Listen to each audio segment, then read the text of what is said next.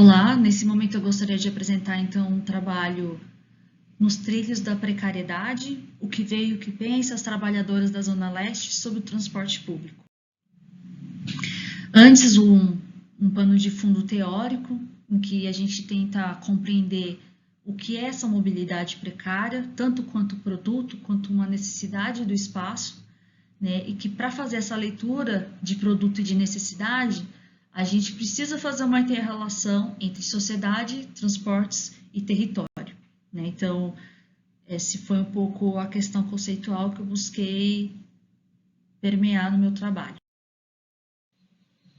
E aí, um outro pano de fundo que a gente gostaria de apresentar, ele é histórico, né? Vou passar muito rápido, só para ilustrar esse mapa de que o movimento pendular, ele sempre existiu há décadas na cidade de São Paulo.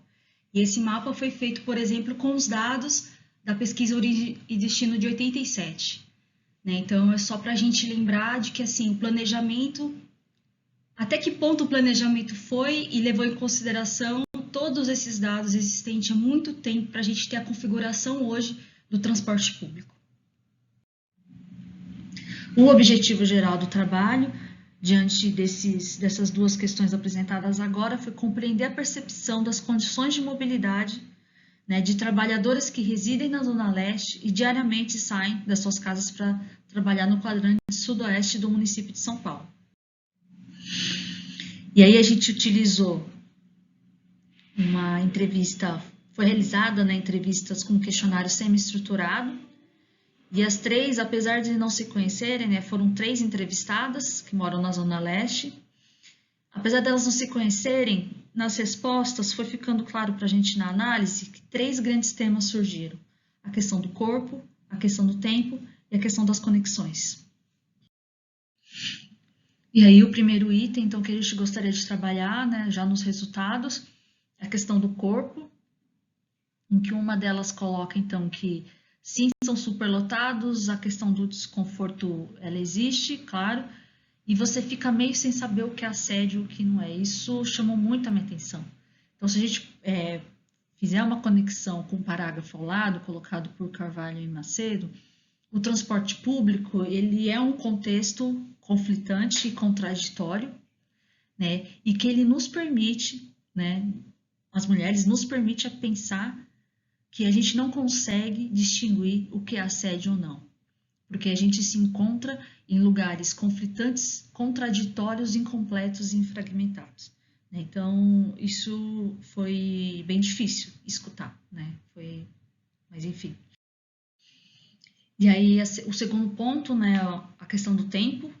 As três colocam que a questão não é o transporte público, mas é o tempo que eu passo lá e que eu não posso utilizar para, por exemplo, estudar e pesquisar. E fora que eu não consigo estudar e pesquisar porque eu tenho uma outra jornada que não é do trabalho, que não é do transporte público, que é a das demandas domésticas.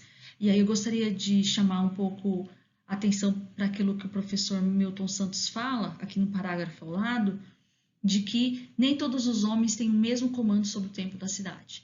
Ou seja, quem mora e trabalha na mesma região, como quem mora e trabalha em Pinheiros, consegue comandar melhor seu tempo do lazer, consegue controlar melhor seu tempo do trabalho e do estudo, diferente de quem mora na Zona Leste.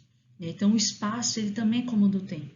E isso fica evidente quando a gente fala Zona Leste e quadrante sudoeste.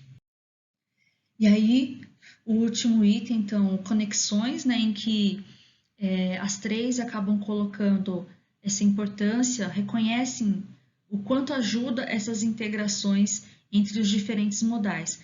E essa opinião converge, né, vai de encontro com o que aparece nas opiniões de satisfação dos usuários, por exemplo, como essa da CPTM, que de 99 para 2000 aumentou o nível de satisfação em 15%, muito em função da integração que naquele ano a CPTM fez com a linha vermelha do metrô, né?